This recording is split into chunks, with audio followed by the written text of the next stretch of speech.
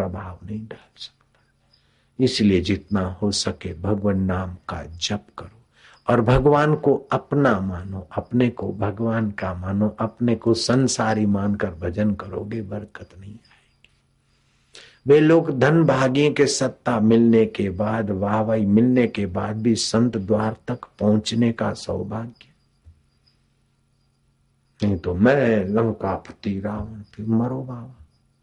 श्री राम जी सत्संग करते थे, पढ़ाई के समय भी समय निकाल कर राम जी सत्संग करते थे, और वनवास के समय भी श्री रामचंद्र जी सीता और लखन भैया को ले जाते भरद्वाज आदि ऋषियों के आश्रम। भगवान शिव पार्वती को अगस्त ऋषि के आश्रम में ले जाते, सत्संग सुनते सुनाते।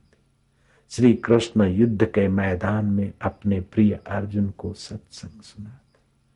सत्संग भगवान, जो भगवान के दर्शन से या भगवान से जो काम नहीं होता वो भगवान के सत्संग से काम होता। भगवत सत्संग भगवान के दर्शन से बड़ा है।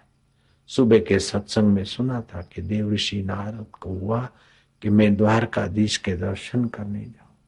टकुर टकुर टकुर द्वारकाधीश के दर्शन कर रहे नारद जी, और द्वारकाधीश को जच गई। बोले कहो देव ऋषि क्या कर रहे हो, क्यों आए हो? बोले प्रभु दर्शन करने आए। होए जब संत अनुकूला, भगवान और संत अनुकूल हो तब सत्संग का प्रश्न उत्तर चलता है। बोले दर्शन हो गए? बोले हाँ प्रभु हो गए। देव ऋषि ने कहा हो गए दर्शन? प्रभु मंद मंद मुस्कुराए कि कहाँ दर्शन हुए?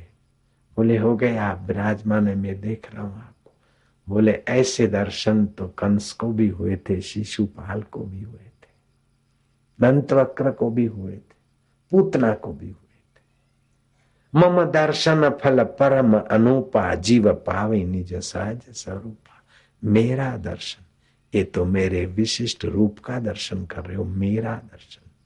देव ऋषि जहां से मैं उठता है उस चैतन्य को खोजो, तो जहां खोज के तुम अपने को जानोगे तो मेरा दर्शन हो जाएगा, और मेरा दर्शन हो गया तो तुम अपने को जान जाओगे।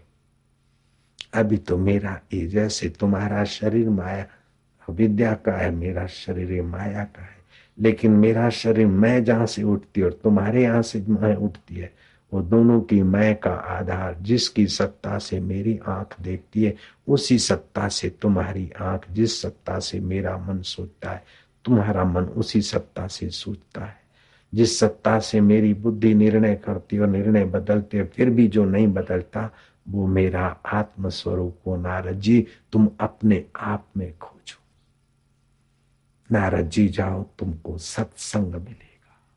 देव ऋषि नारद घूमते घामते सनकादि ऋषियों के चरणों में पहुंचे। भगवान का दर्शन करने वाले देव ऋषि नारद को सनकादि ऋषियों के चरणों में सत्संग की आवश्यकता पड़ी। महाराज वेद जानता हूं, संधि और विग्रह की विद्या जानता हूं महाराज, अला विद्या, बला विद्या, भूत विद्या, प्रेत विद्या, डाकिनी विद्या, शाकिनी विद्या, ये सब पापड़ बेले। तो सारी विद्याओं का जो जो जो जानते थे विस्तार किया। फिर सनकादि ऋषि को नारद जी ने कहा कि प्रभु जिस एक को जानने से सब जाना जाता है, एक को पाने से सब पाया जाता है, और उसमें स्थित होने के बाद बड़े भारी दुख से भी वो चलायमान नहीं होता, और मृत्यु भी उसका बिगाड़ नहीं सकती। उस परम तत्व को नहीं जाना, बाकी सब जानता हूं। तब सनकादि ऋषियों ने दया करके नारद जी को उपदेश दिया, योवत भूमा तत् सुखम, उस भूमा व्यापक ब्रह्म को जानोगे तब सुखी रहो। वही सनकादि ऋषियों का पृथु राजा ने खूब चिंतन किया था भगवत भाव से। पृथु राजा बड़े धर्मात्मा राजा थे। विक्रमादित्य के राज सिंहासन की दीवार पर लिखा रहता था कि आज का दिवस तुम पशु की नाई बिताओगे, मनुष्य की नाई के ऋषि की नाई। कोई ऐसे निर्णय न हो जो आवेश में आकर कर्म बंधन करा दे, भोगी बना दे। तुम आज का दिन कैसे बिताओगे? अपने राज सिंहासन के सामने विक्रमादित्य का प्रश्न अपने लिए लिखा रहता था। तुम्हारे कर्म कर्म बंधन न होकर कर्म योग बनो, ऐसे कर्म करोगे या कर्म बंधन बढ़ाओगे। पशु जीवन अर्थात कर्म बंधन और मुक्त जीवन कर्मों से कर्मों के बंधन को काटे। आप लोग कर्म को कर्म योग बना लो।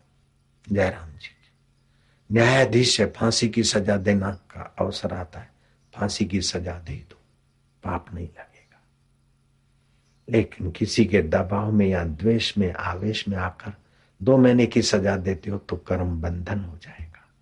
लेकिन सामने वाले के कर्म ऐसे हैं, कानून भी ऐसा है और सचमुच में अपराधी है, अब ये सुधर नहीं सकता, तो प्रभु अब इस शरीर को छोड़कर आपको नया चोला मिले, इसलिए आपको फांसी की सजा देकर ये सेवा करना चाहता हूं। पाप नहीं लगेगा। हिंदू धर्म की विशेषता क्या है? प्रार्थना हिंदू धर्म की विशेषता नहीं है। हिंदू धर्म में प्रार्थना है, हिंदू धर्म में यकीन माना श्रद्धा है, करुणा है, अहिंसा है। लेकिन हिंदू धर्म सनातन धर्म की एक विशेषता है कि हित की प्रधानता है। सत्य बोलो, प्रिय बोलो, हित कर बोलो। लेकिन माँ जब बच्चे को दवा पिलाती या समझाती है, बच्चा नहीं मानता है तो माँ प्रिय नहीं अप्रिय बोलती है। मानता कि नहीं मानता है, महाराज ये पुलिस इसको पकड़ के ले जाओ, दवा मीठी है बेटा, अच्छी है, हाय कड़वी। तो माँ कटु भी बोलती है और झूठ भी बोलती है, फिर भी बच्चे का हित माँ के हृदय में निहित है तो माँ को पाप नहीं लगता।